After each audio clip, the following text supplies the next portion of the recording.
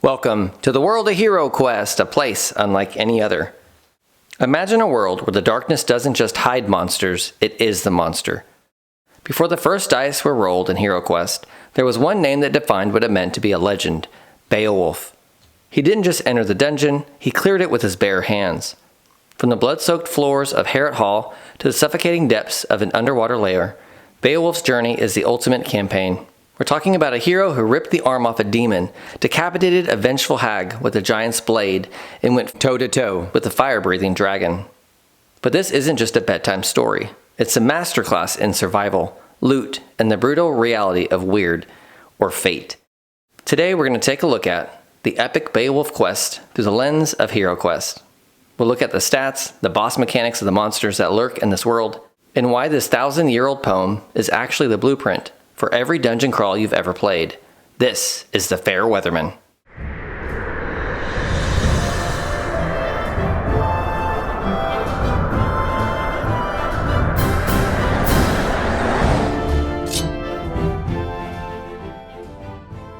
Welcome back to the channel. Growing up with the mythic world of monster slaying and doomed glory, the heroic tale of Beowulf was etched in the minds of Hanno Dallaran and Hero C, the Irish duo who have created new and exciting HeroQuest homebrew content like Blood Quest, Camelot Quest, and the Evil Wizard deck reviewed here on the channel. Beowulf Quest, the Shadow of Grendel, has been adapted from the classic Old English poem to the modern HeroQuest dungeon, placing you into the epic battles we all read as children. So much of the story has shaped the fantasy world by the likes of J.R.R. Tolkien and the creation of Smaug in Middle-earth, deriving the term orc from the Old English word orkneus, which appears in Beowulf to describe a corpse creature. The Shadow of Grendel retells the story of Beowulf as he comes face to face with his own fate, sacrificing everything he has in order to do the right thing. His heroism is why the story fits so nicely into the world of HeroQuest. So let's get into this. Don't forget to like this video, comment, and subscribe for more tabletop RPG content. And if you would like to help support the channel, you can donate a few dollars by pitching in to buy me a coffee. I've been working real hard over here hobbying the last couple weeks, and I can't wait to show y'all some of the things I have on the channel. But right now, let's take a look at Beowulf Quest and see what it has to offer. I'm absolutely honored that Hero C and Hanno Dallaran would consider sending me a copy of Beowulf Quest to take a look at on the channel. This quest book is by far the most professional homebrew thing I have seen thus far. The printing is fantastic. The finishing of all of the cards feels like the real deal. And I can see if you're someone who likes to chase after homebrew quest, why you'd want to get your hands on some of these. I mean, the print quality is absolutely phenomenal. Open it up, you'll see a little note from the creators of this quest, along with a list of miniatures that you can go about purchasing from Minis 3D. I think it's really cool that they have a set of miniatures that you can purchase to play alongside your heroes in the dungeon, thus driving home the thematic element that this would bring to your party of adventurers. I'm not sure if the miniatures came first and Hero C and Han decided to create a quest around it, or if they were, commissioned by Minis 3D to create for this quest book. But I do know some of his other quests that he has as well, his Dracula ones, also utilize minis that you can purchase from Minis 3D. You can easily use tokens from the cards on the shared drive that he has included when you purchase this expansion to convert the base game monsters into the monsters and enemies of the Beowulf universe.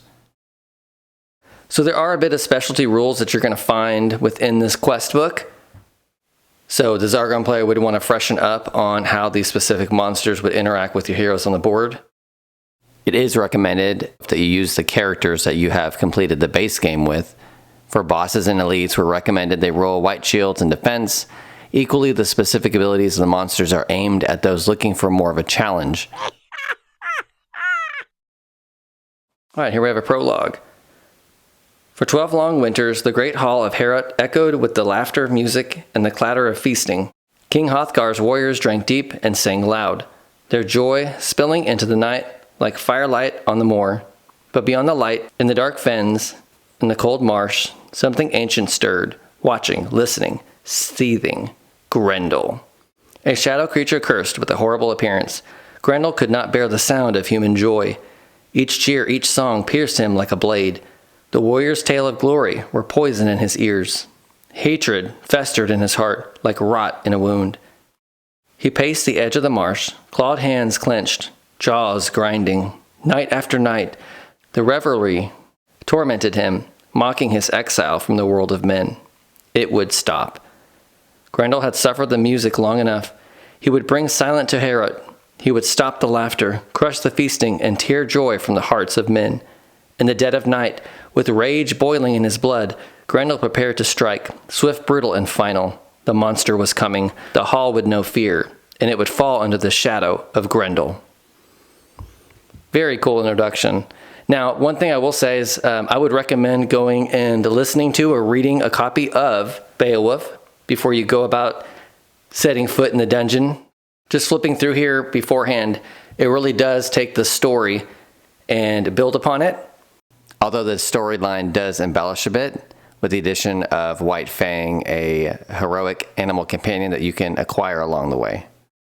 Here we have a really awesome map. I love how colorful it is. So in this quest book, you're going to find a total of 9 quests. We'll take a look at the first one here. This is a solo quest. This is where you will set out and attack a wolf that's been haunting some of the local villages. And so the objective here is to kill the giant wolf terrorizing the lowlands of Geatland.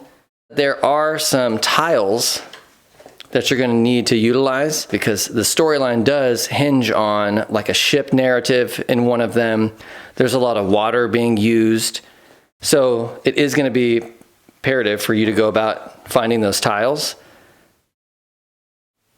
But it's worth noting that there's a total of 9 quests in here, really leaving it open for a dramatic finish. So I think you can expect there to be a sequel to this. Let's take a look at some of the cards here. So first up, you're going to notice that there are additional spell cards: earth, air, water, and fire. Things like quicksand, winds of reprisal, water element, and a phoenix. And like I said before, these are fantastic. I'm going to move quickly through some of this content because I don't want to give all of it away. You have a total of 4 Beowulf skill cards: Warrior's Resolve, Beowulf Monster Killer, Hands of Hrothgar, and Call White Fang. Another thing that I was blown away about is the addition of the card box. I think it's a lot of fun. Really professional. I think it's something that HeroQuest has not given us yet. But here you have your monster cards. There's a lot of monsters that you're going to come across in this quest. You have Grendel, Grendel's mother. We have a doppelganger, giant wolf, water elements, a hag. So if you have access to additional minis that you've maybe been collecting over the years, you can definitely include them in this quest. Here are hero cards. We have Beowulf. Attack 2, defend 3, body 6, mind 3, starting with a short sword and a helmet. You know, if you had a really cool Viking miniature, you can definitely throw them in here. But you'd have no problem using like the Berserker or your Barbarian. Here we have White Fang, an animal ally that you can easily use from Mage of the Mirror. There are the inclusion of 4 artifact cards. There's just so much included in this quest pack. It's unbelievable how they thought out and carefully planned it all. You have Dragon Tooth Necklace, Circle of Elriana, the Giant Sword. We also have some equipment deck cards: Earthstone, Water Jewel, Air Sapphire, Fire Gem. All these are more equipment cards that you'd be able to use and find within the quests. You have an elf equipment card, the addition of an elven longbow. A good archer is known not by his arrows, but by his aim. I love this. 25 gold coins, maybe only used by the elf. giving you an attack strength of 4 combat dice. You may fire at any monster in the line of sight. However, you cannot fire at a monster that is adjacent to you.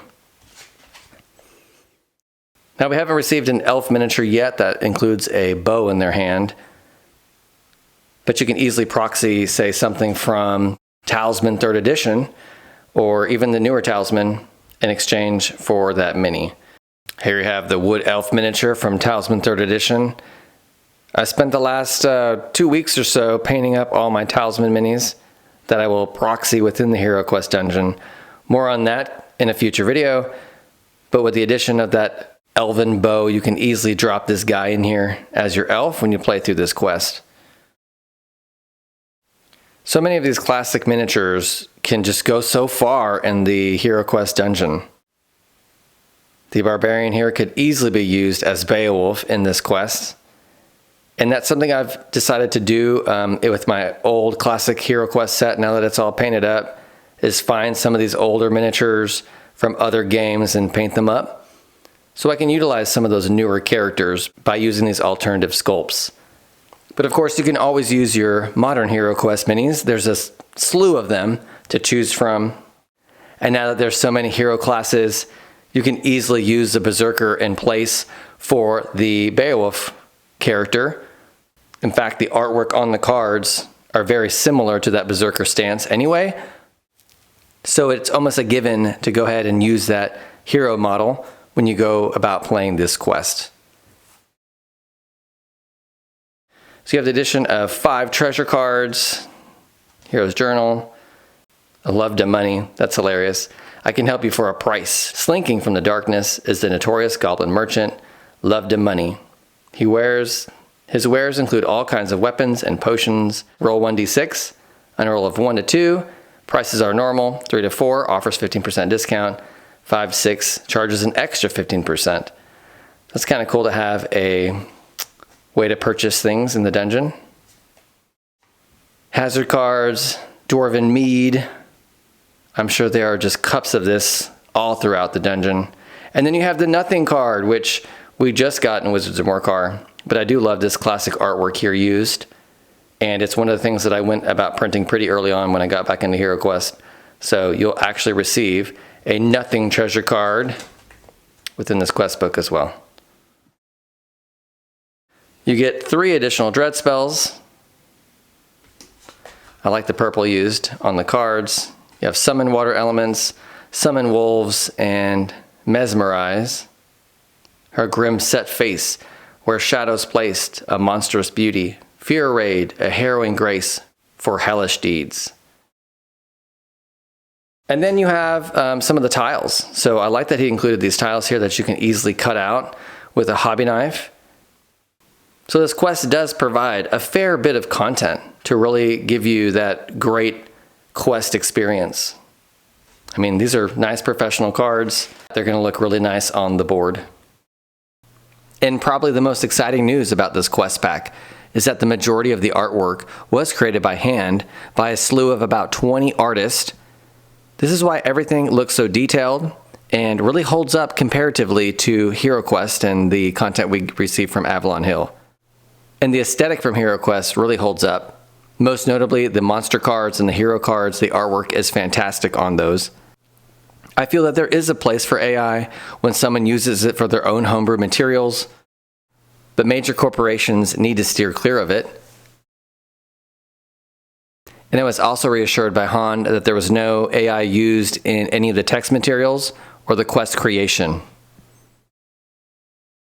If you think about what HeroQuest really challenged everyone to do at the end of the original 14 quest, was create your own quest, design your own adventure. And it's really incredible to see that this blank template, with the use of modern digital tools, that we can create such a beautiful quest book like this. You know, 35 plus years later, here we have really full-blown professional quality, which I think is amazing. Sure beats the hand-drawn ones that I created as a kid. I don't want to show you all of the quests. I think it is important to keep that hidden. So if your adventures are really into the classic tale of Beowulf, this would be an excellent addition to your HeroQuest party. and one that's just left me completely blown away at what the fandom can create. So all in all, the offerings here are quite generous. You get a whole deck worth of cards, extra spell cards, artifact cards, treasure cards. You have a slew of monster cards with abilities that go beyond the basic monsters that we see in the game system, that you can easily take these monsters and adapt them into any of your own personal quests that you have as well, once you have the access to these materials. I reached out to Han to ask him more about the tiles that are included in the share drive when you purchase this quest pack. And I was pleased to find out that there's a handful of room tiles as well as a bunch of water tiles that are used throughout gameplay to change the HeroQuest thematic dungeon into something like a ship or a castle that's surrounded by sea. These tiles are going to be fairly easy to make when you print them out and Mod Podge them onto like a cereal box. I've done this on the channel multiple times over. I'm quite good at it now. So if you haven't done it before, you can always go back and watch one of my how-to videos. But this does help create the aesthetic for this quest pack, helping to change your dungeon game board into a water realm. This is something HeroQuest has been lacking over the years, utilizing the same game board since 1989. We did get a new game board in First Light, but unfortunately there was only a handful of quests that utilized that new game board. But I like the idea of the Beowulf Quest pack, changing up the dungeon layout that we're so accustomed to. I've also been told that they're working on a game box that they'll include the documents for you to build in the share drive as well. So stay tuned for that. But my takeaway after reviewing this amazing content is just how professional it is. Everything included is top quality. It goes beyond my expectations of what the fandom can create. So if and when Avalon Hill decides to hang up HeroQuest, I'm completely confident that material like this will keep it going and can really give the fandom something excited to get behind. If you're interested in purchasing this quest pack, you can contact Han O'Dollaran or Hero C on the Ye Olde Inn HeroQuest Fans Facebook page, or reach out to him on the HeroQuest Fans Discord. Linked in the description below. As always, danger you'll soon discover lurks in every shadow. Come, let the homebrew quest begin.